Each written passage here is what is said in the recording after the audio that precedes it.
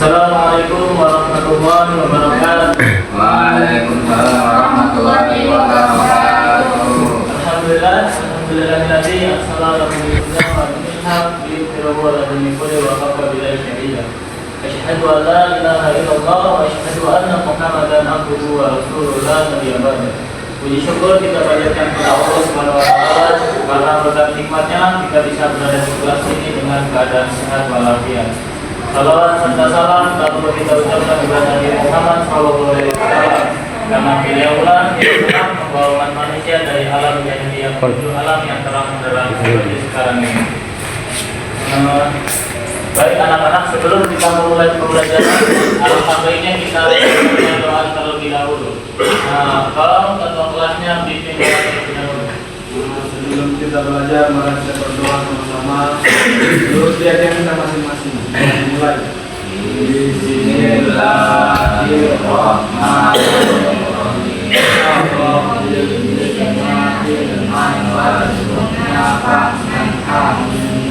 Baik, alhamdulillah. Sebelum kita mulai pembelajaran, Bapak akan absen terlebih dahulu ya. Pertama, Tasmin, Pak. Muhammad Farid, Hadir Pak. Agus, Pak. Sofian. Alhamdulillah kita hadir semua ya. Baik, pada pertemuan hari ini kita akan membahas tentang hukum Islam. Ada yang tahu apa itu hukum Islam? Apa itu? Coba. Hukum Islam adalah serangkaian aturan atau ketentuan yang bersumber dari Al-Quran, As-Sunnah, serta sumber hukum lainnya seperti ijma dan qiyas yang mengatur seluruh aspek kehidupan manusia, baik hubungan manusia dengan Allah atau ibadah maupun hubungan sesama manusia, muamalah serta akhlak kita. Oke, mungkin. Nah, sebelum kita masuk ke pembahasan, Bapak akan membacakan tujuan pembelajaran pada hari ini. Peserta didik diharapkan dapat mengetahui pengertian dari apa itu wajib, sunnah, mubah, makruh, dan haram. Nah, yang kedua ada peserta didik dapat mengetahui contoh-contoh dari wajib, sunnah, mubah, makruh, dan haram. Dan yang ketiga, peserta didik dapat membedakan hukum-hukum Islam dalam kehidupan sehari-hari. Nah, lanjut kita masuk ke pembahasan yang pertama yaitu wajib. Nah, wajib ini adalah hukum, adalah suatu perbuatan yang jika kita mengerjakannya kita akan mendapat pahala. Nah, jika kita meninggalkannya kita akan mendapat dosa. Contohnya seperti sholat fardu, sholat 5 waktu, seperti sholat subuh, asar, zuhur, maghrib, isya.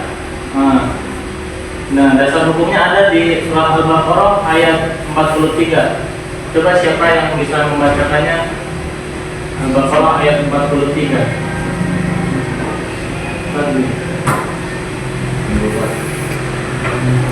Siapa yang bisa nanti saya akan berikan nilai tambahan. Ya Pak. Saya Pak. Ya, silakan. Bismillahirrahmanirrahim. Waqimus sholata wa atuz zakata tawarka'u ma'rokinin.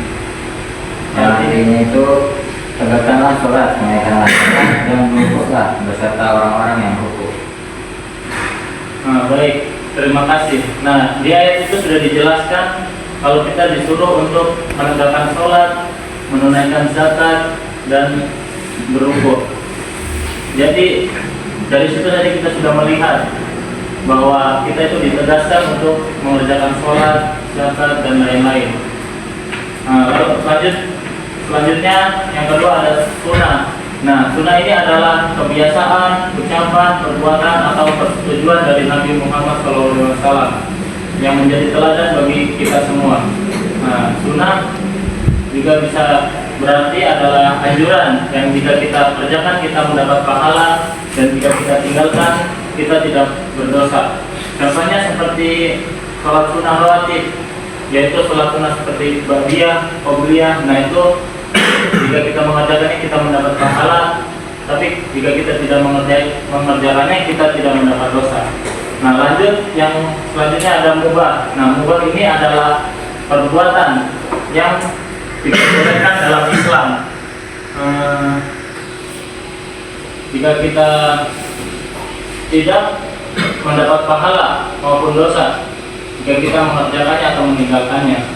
Nah, contohnya seperti kegiatan sehari-hari seperti makan, minum, berpakaian, bersandar, membersihkan rumah, dan berolahraga. Lalu selanjutnya ada yang keempat, makruh. Nah, makruh ini adalah sesuatu yang dianjurkan untuk ditinggalkan oleh syariat, tetapi tidak sampai ke tingkat dosa. Nah, jika kita mengerjakannya, jika kita meninggalkannya kita mendapat pahala, tapi jika kita mengerjakannya tidak apa-apa. Contohnya seperti contoh makruh itu seperti minum sambil berdiri, makan berlebihan, atau tidur setelah sholat subuh. Nah, lalu materi yang kelima, yang terakhir adalah haram.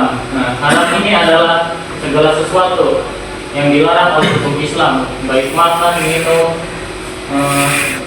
maupun perilaku lainnya. Pelanggaran terhadap hal-hal yang haram dianggap sebagai dosa. Nah, contohnya adalah makan dan minum seperti daging babi dan alkohol, perilaku seperti mencuri, berzina, dan tidak menghormati orang tua. Nah, itu adalah dilarang dalam Islam. Nah, mungkin itulah pembahasan kita pada hari ini. Mungkin ada anak-anak yang tidak dipahami, bisa ditanyakan. Paham, Pak. Oh, kalau sudah paham, coba Bapak akan bertanya sedikit terkait pembahasan kita pada hari ini. Nah, coba ada yang tahu contoh dari perilaku, contoh dari hukum wajib itu seperti apa? Sholat, terus Puasa. Nah, ya, betul sekali.